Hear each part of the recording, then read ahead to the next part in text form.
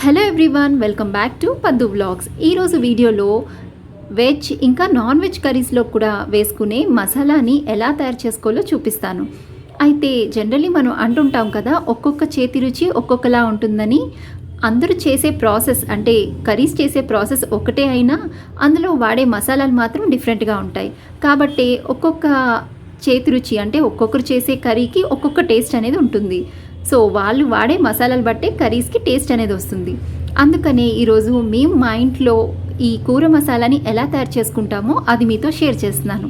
మరి ఈ ఒక్క మసాలా ఉంటే చాలు, వెజ్ కానీ నాన్ వెజ్ కర్రీస్లో కానీ వేసుకున్నట్టయితే కర్రీస్ అనేవి చాలా చాలా బాగుంటాయి.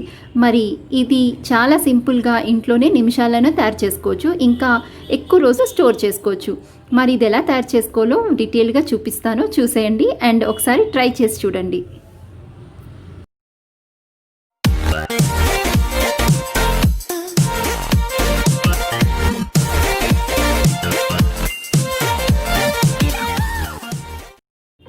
ఈ కర్రీ మసాలాకి కావాల్సిన ఇంగ్రీడియంట్స్: 1 కప్పు డ్రై కోకోనట్, ఎండు కొబ్బరిని ఇలాగ థిన్ స్లైసెస్గా చేసి పెట్టుకోవాలి.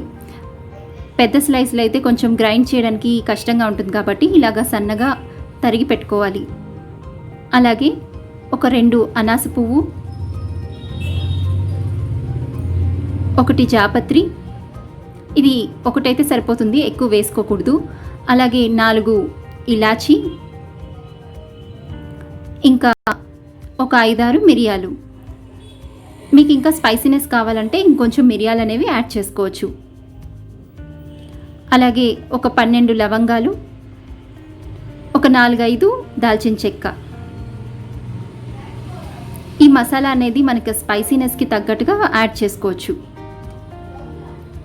అలాగే ఒక 12 వెల్లుల్లి రెబ్బలు. ఇక్కడ ధనియాలని నేను డ్రై రోస్ట్ చేసి పౌడర్ చేసి పెట్టుకున్నాను. మీ దగ్గర ధనియాలు ఉంటే వాటినే డ్రై రోస్ట్ చేసి డైరెక్ట్ గ్రైండ్ చేసుకోవచ్చు. అలాగే ఒక 1/2 కప్ కొత్తిమీర. ఇవన్నీ కూడా మిక్సీ జార్లో వేసి కోర్స్గా గ్రైండ్ చేసుకోవాలి. 1 by 1 వేసుకొని గ్రైండ్ చేసుకోవాలి. చూపించిన ఇంగ్రీడియంట్స్ అన్నీ కూడా 1 by 1 యాడ్ చేసుకుంటూ ఇలా కోర్స్గా గ్రైండ్ చేసుకోవాలి. మరీ స్మూత్గా చేసుకోవద్దు, అలా చేసుకుంటే టేస్ట్ అనేది మారిపోతుంది. అలాగే ఇందులోకి వాటర్ కూడా యాడ్ చేయకూడదు. ఒకవేళ మీరు ఇన్స్టెంట్గా చేసుకొని వాడేటట్టయితే కొంచెం వాటర్ యాడ్ చేసుకోండి. లేదు స్టోర్ చేసుకోవాలన్నట్టయితే దీంట్లో వాటర్ మాత్రం వేయకూడదు. ఇలా పౌడర్ చేసి పెట్టుకున్నది మనం ఎయిర్ టైట్ కంటైనర్ బాక్స్లోకి వేసుకొని ఫ్రిడ్జ్లో స్టోర్ చేసుకున్నట్టయితే ఒక 10 to 15 days వరకు ఫ్రెష్గా ఉంటుంది. ఆ తర్వాత ఇది అంత ఫ్రెష్నెస్ అయితే ఉండదు, అప్పటికప్పుడు చేసుకుంటే ఇంకా ఫ్రెష్గా ఉంటుంది. సో ఇదైతే 10 to 15 days వరకు ఆ ఫ్రెష్నెస్ అనేది అలాగే ఉంటుంది.